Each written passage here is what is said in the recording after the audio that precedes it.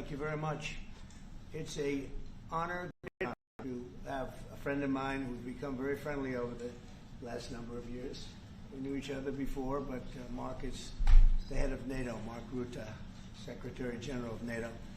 Highly respected by everybody that knows him, but in particular the European countries. They have great reliance on him, and he's done a fantastic job. And we had a tremendous meeting, I guess it's about a month ago, and I think Mark will tell you that it was really perhaps more important the date of November 5th. That was the election day. Maybe that was the most important because we've made tremendous progress together.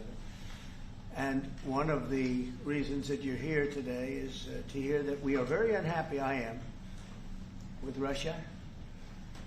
But we'll discuss that maybe a different day. But we're very, very unhappy with them, and we're going to be doing very severe tariffs if we don't have a deal in 50 days. Tariffs at about 100%. You'd call them secondary tariffs. You know what that means.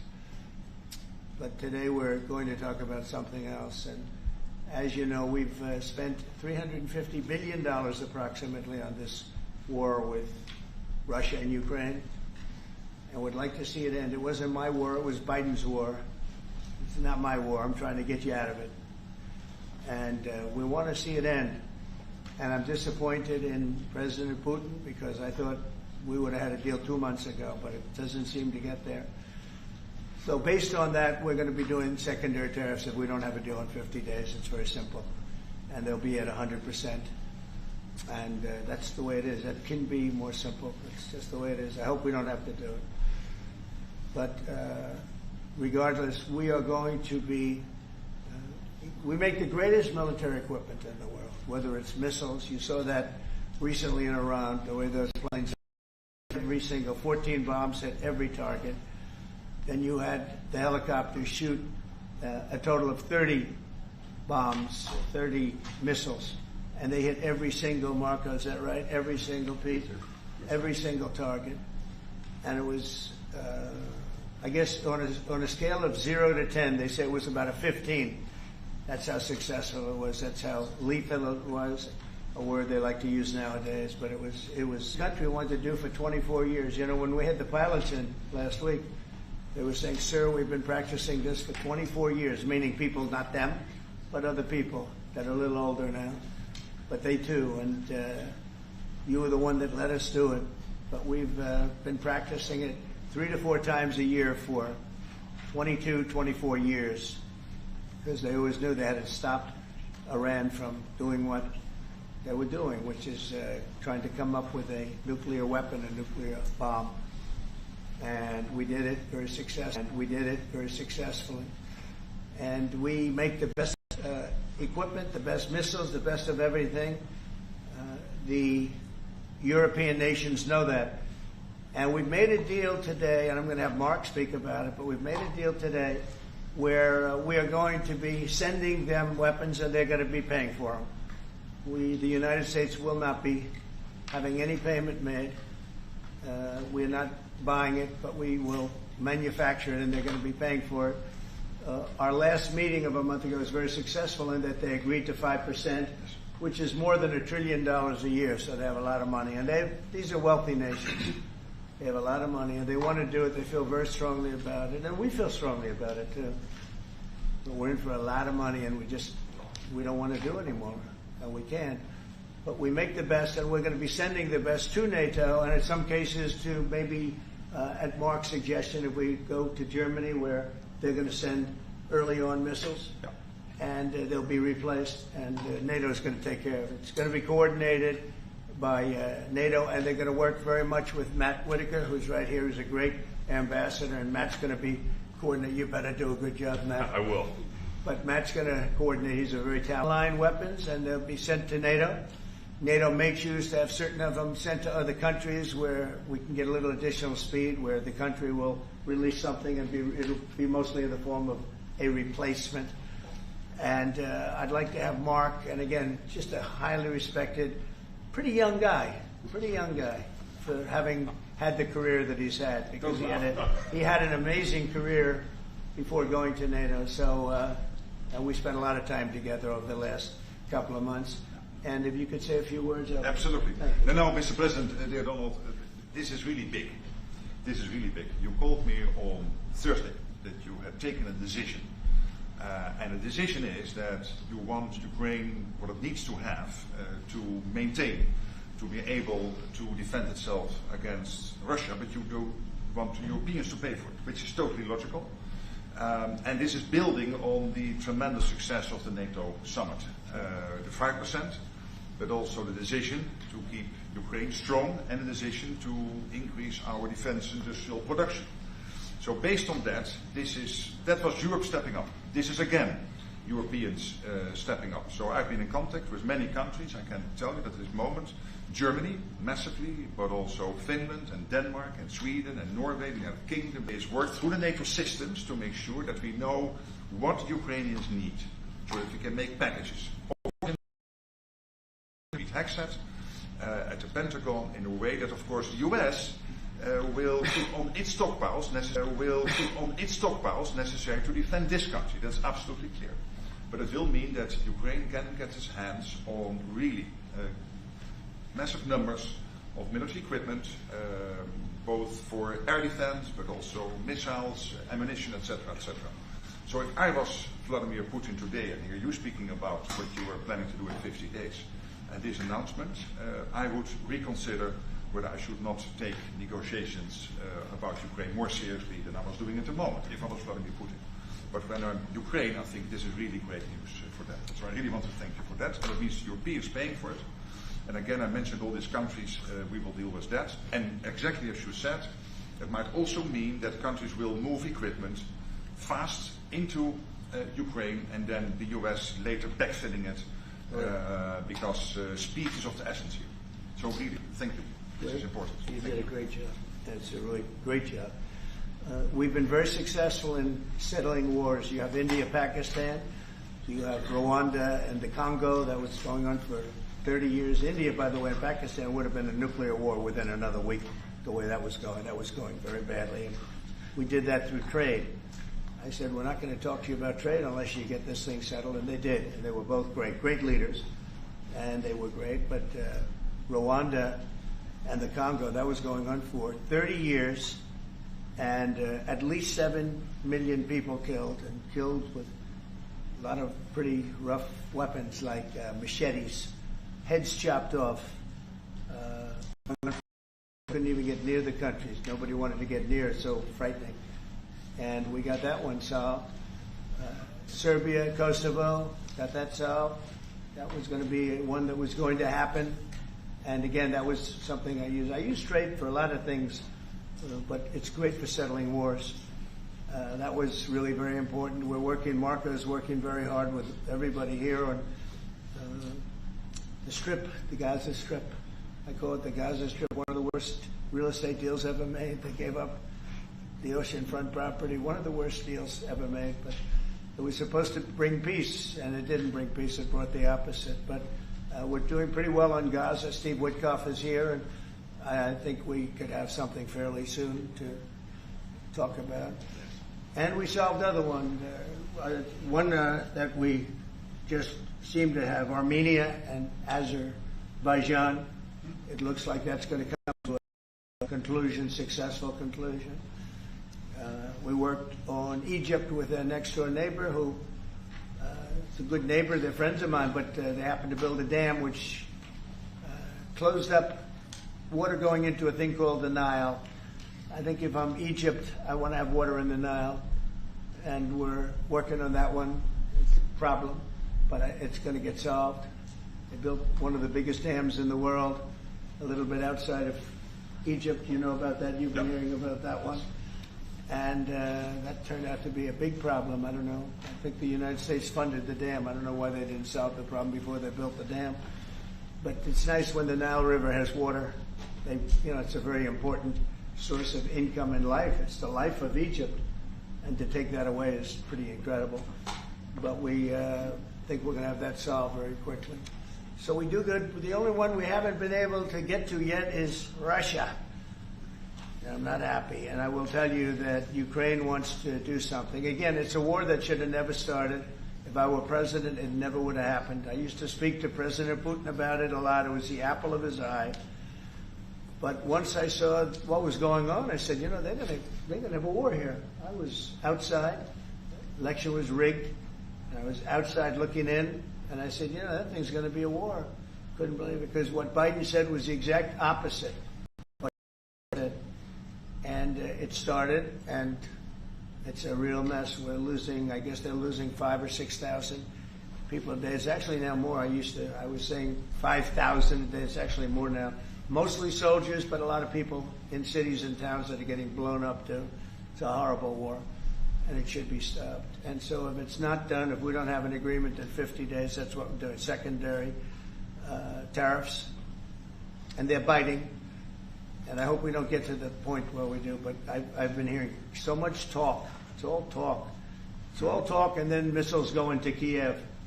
Billions of dollars worth of military equipment is going to be purchased from the United States, going to NATO, etc. And that's going to be quickly distributed to the battlefield. Ukraine will take it up. And, say what you want about Ukraine.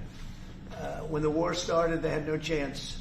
And they still would have had no chance if the equipment, they had the best equipment, because we do make the best planes and missiles, and we make the best military equipment in the world by far.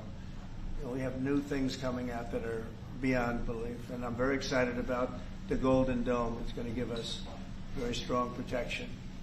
We've already started that. But they had courage, because somebody has to use that equipment.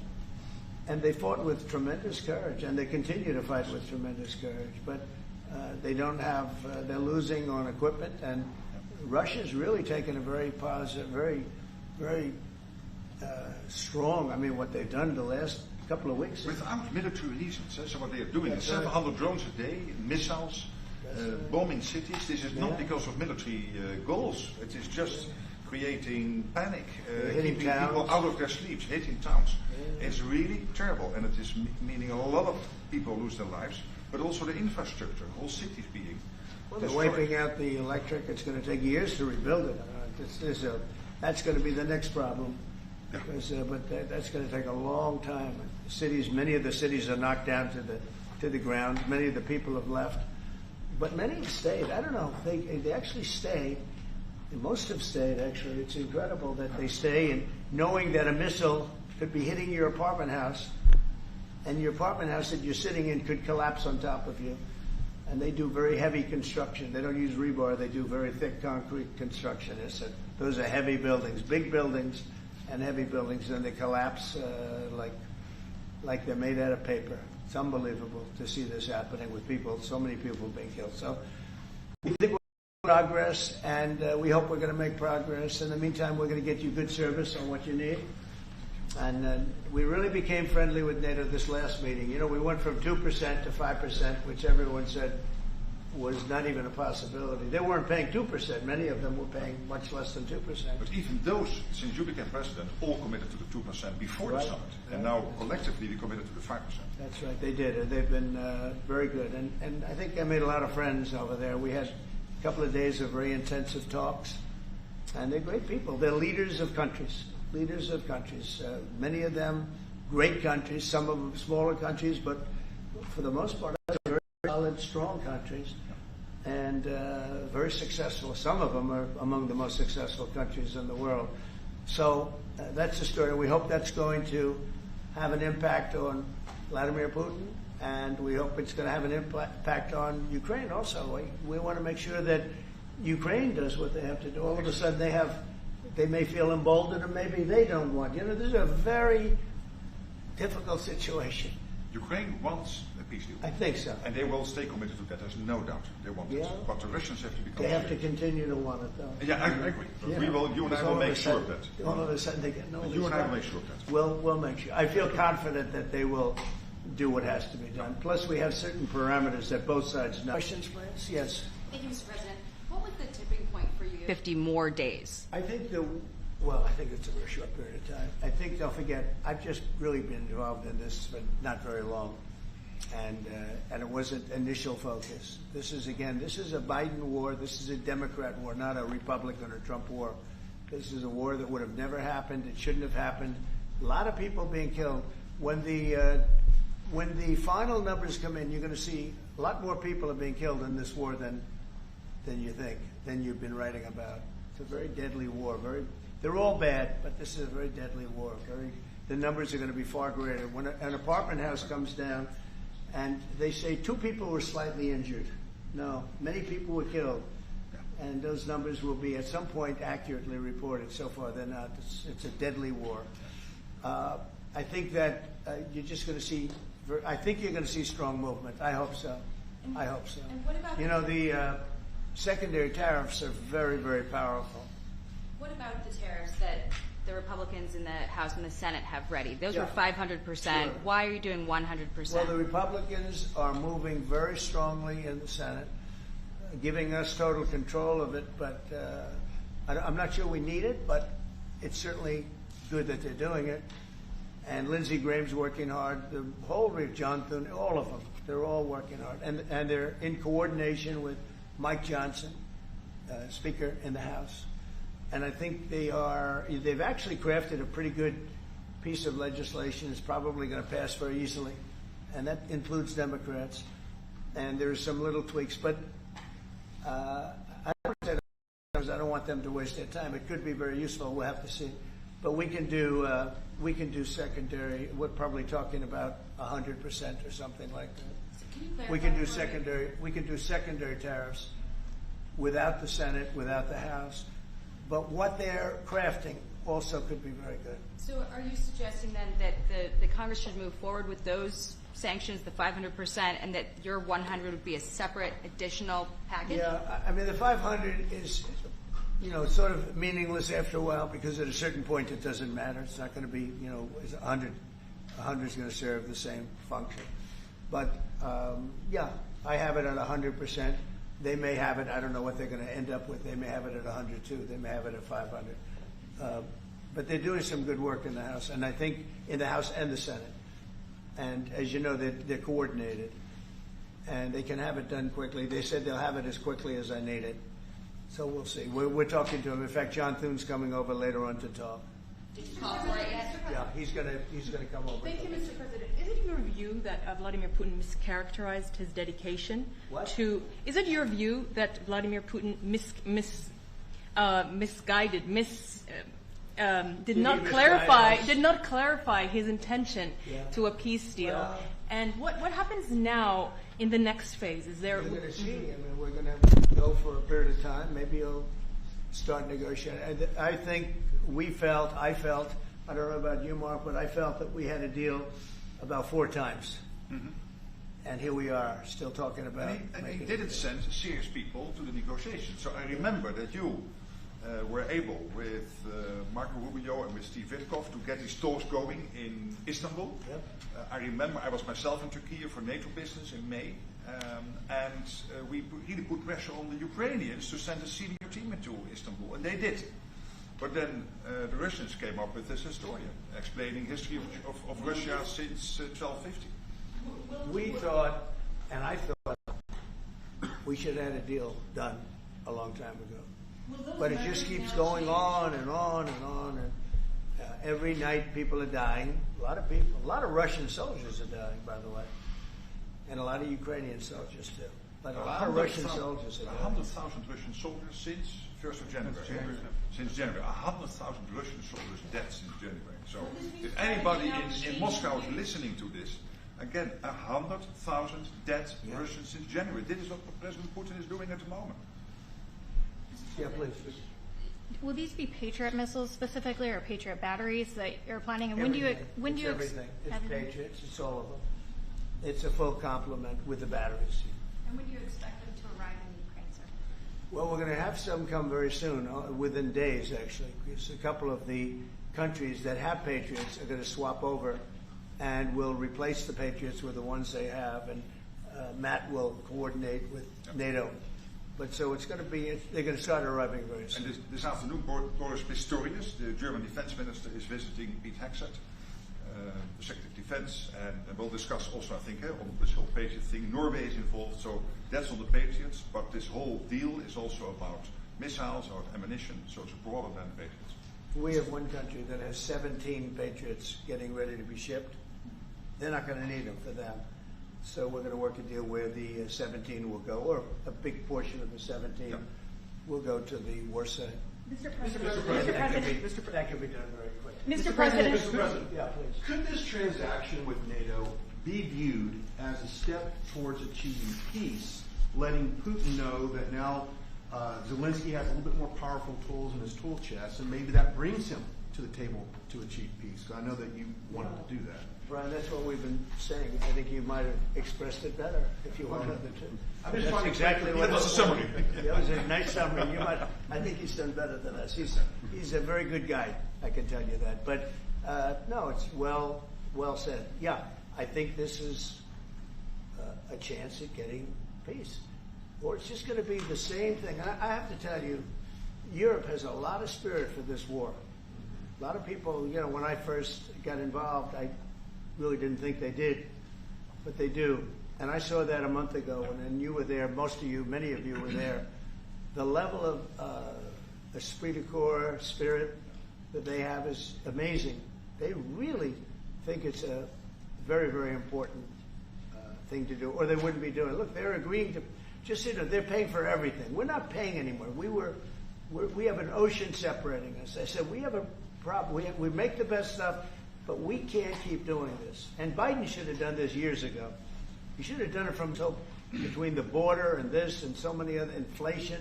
What a horrible administration. The worst administration in history, in my opinion. That's not my opinion. I think it's everybody's opinion. But this is something that shouldn't have happened, and we're going to see if we can end it. If I can follow up. I do want to make one statement. Again, I said it before. This is not Trump's war. We're here to try and get it finished and settled and whatever. Because nobody wins with this. This is a loser from every standpoint. From day This one. was Biden and this was other people. And it's very sad. It's a very sad situation. This gentleman's doing a great job. I think he's going to get it, and Matt and everybody else that's working on it. I think you'll get this thing over with. Mr. President, you've praised European countries today as standing up for Ukraine, as being strong. Will you allow them to continue to negotiate tariffs lower than 30% before August 1st, or is the deal set at this point? What does that mean? You mean you're talking about the tariffs? On trade, on tariffs. You're back on tariffs. You're on a more friendly tariff, right? A little bit more friendly tariff. Perhaps. No, we're going to be talking to people. We have, I watched the show this morning. They were talking about, well, when's he going to make the deal? The deals are already made. The letters are the deals. The deals are made. There are no deals to make. They would like to do a different kind of a deal, and we're always open to talk. We are open to talk, including to Europe. In fact, they're coming over. They'd like to talk to us. Mr. President, is there any concern about the U.S. stockpiles? There was a pause in delivery of weaponry to Ukraine in order to evaluate, apparently, the U.S. stockpiles. What came out of that? Evaluation. I mean, this was a very big, what we're talking about today is a very, very big day. And what Pete was doing, and me too, I knew what Pete was doing, was evaluation, because we knew this was going to happen. And now we actually announced it. They voted on it. It's all been done. So obviously that has a big impact on, when you say pause, obviously you're not going to be doing things if you don't know what's going to happen here. But we were pretty sure this was going to happen, so we did a little bit of a pause. But this is a very big event today. This is something very big. If Putin escalates further, how far are you willing to go in response? In what? How far are you willing to go if Putin were to escalate, send more bombs in the coming days? Don't ask me a question like that. How far? I want to get the war settled. They're not Americans that are dying in it, and I have a problem, and JD has a problem, and we all agree with that. This group of people, we want to defend our country, but ultimately, having a strong Europe is a very good thing. It's a very good thing. So I'm okay with that. Yeah, please, in the back. Yeah, is there a ceiling on what the Europeans are willing to pay for? And it sounds like, are you ruling out the U.S. paying for from additional weapons through drawdown authority? Because basically what the president is saying, that he's willing, of course, taking into consideration what the U.S. needs itself. So it's not that you can have a shopping list and you can order whatever you want, because the U.S. has to make sure that the U.S. keeps his hands on what the US needs also to keep the whole world safe, because in the end you are the police agent of the whole world. You're the most powerful nation on earth, the most powerful military on earth. But given that, the US has decided to indeed massively supply Ukraine with what is necessary through NATO. Europeans 100% paying for that. And what we have been doing over the last couple of days is talking with countries, and I just mentioned the ones who in the first wave immediately said, we want to chip in. And then you are really talking about big numbers. Take Germany visiting today. They're really talking about big numbers. Can we get some clarity? I will say that I spoke with Germany, spoke with most of the larger countries, and they are really enthusiastic about it. They want to, and they're willing to go very far. I will tell you, as for your question, how far would I go? They want to go very far. They don't want this to happen. That's why I think from Putin's standpoint, it would really be good. He gets the country's economy is doing very poorly, and he's got to get his economy back. He's got to save his economy. He could save his country in a sense, but the economy can destroyed a lot of countries over the years. He wants to get that economy back. And, he's got a great country for trading and other things. If they could use the assets instead of war, he's got some tremendous potential. That's what I would say. How did you deliver this news to Putin, sir? Say it? How did you tell Putin this was coming? I speak to him a lot about getting this thing done. And I always hang up and say, well, that was a nice phone call. And then missiles are launched into Kiev or some other city. And I said, it's strange.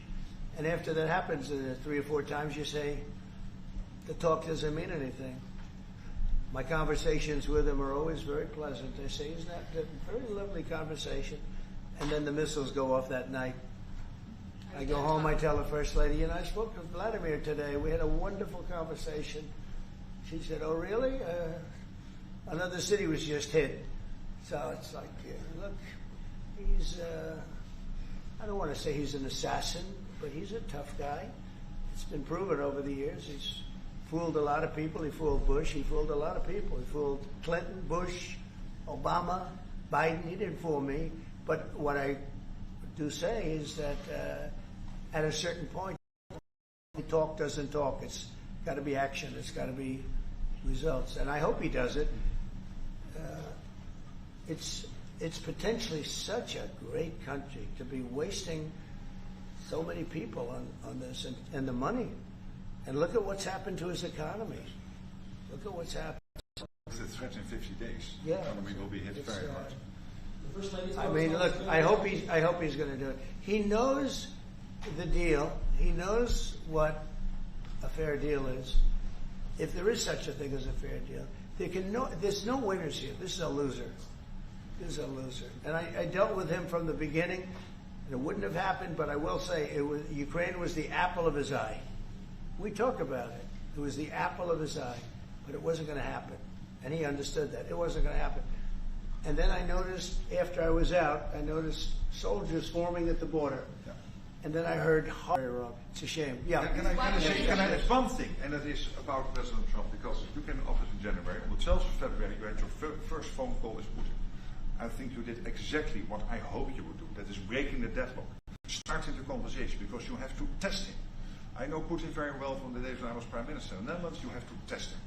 And you did this. And you really gave him a chance to be serious, to get to the table, to start negotiations. Steve Witkoff, Marco Rubio, we all tried to help you. Start negotiations. Steve Witkoff, Marco Rubio, we all tried to help you. But you've now come to a point where you say, well, hey. We actually thought we had probably 4 times the deal.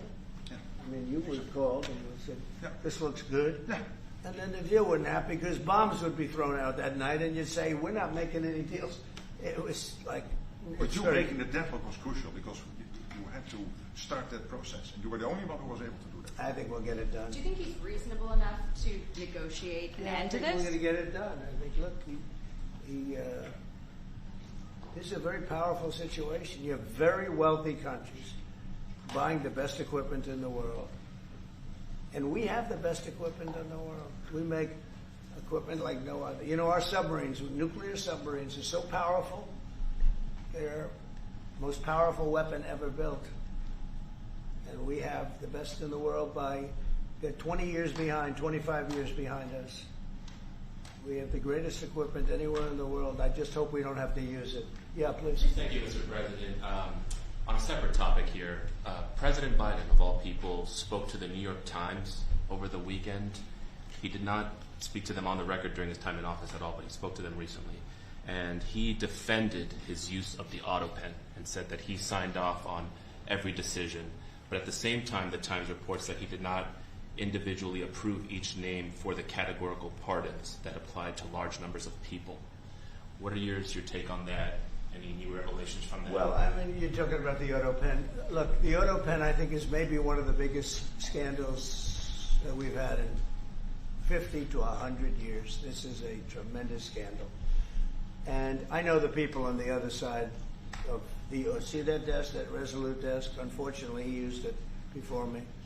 But, you know, we have our choice of 7 desks. They're all beautiful. But I chose the Resolute, and so did he, unfortunately. But the people on the other side of the Resolute desk, I know them. Lisa, the whole group, and they're no good. They're sick people. And I guarantee you he knew nothing about what he was signing. I guarantee it. So they're going to figure it out, and we'll see what happens. But to me, the auto pen, you know, you elected president. You know what the auto pen is supposed to do? Sign thousands of letters from young people that write. We get thousands of letters a week, Susie, right? Thousands. I mean, tens of thousands sometimes. I look at a room, there's a room where we have many, many people working, responding and sending letters back. That's what an auto pen's supposed to do. To write to a young 7-year-old boy that writes to the president, and he wants to be president someday, and he loves America. That's what the auto pen's supposed to be. It's not supposed to be for signing major legislation and all the things. No, the auto pen, and I doubt he knew. I doubt they even spoke to him about it. I think they had, it's called the freewheeling auto pen. Like, Biden was never for open borders. Biden was never for transgender for everyone. So I don't think I think the radical left people that took over the White House, and if I didn't win, our country was finished. You know, when I was in, and I said this a couple of times, I hope I don't bore you with it, but when I was in Saudi Arabia, I was in Qatar, I was in UAE, and then I met with all of your leaders, yes, including you, a great leader. He's now the leader of many countries, not just one. No. But I met with a lot of leaders over the last 2 months in the Middle East and all of the NATO countries. And I will tell you, they had one common phrase. They thought America was dead 1 year ago. And today they say, and they all say it, and I hope you'll back me up in this, but they say now it's the hottest country anywhere in the world. It is. Look at our numbers. Look at the numbers we made. You see, we made $25 billion last month. We didn't make that for you, but that's all right. We blow through interest rates. We're doing so well, we blow through it. Be nice because people would be able to buy housing a lot easier. But think of it. We thought your country was dead, and they were dealing with China because they were really going to China, but not anymore. But we thought your country was dead, and now you have the hottest country anywhere in the world. So we've done a really good job, and it's an honor to have this man. This man is a star, and he's going to be dealing with another one of my stars, Matt, and you're going to do a great job, Matt Whitaker. Okay? Thank you very much, everybody. Thank you. Thank you, guys.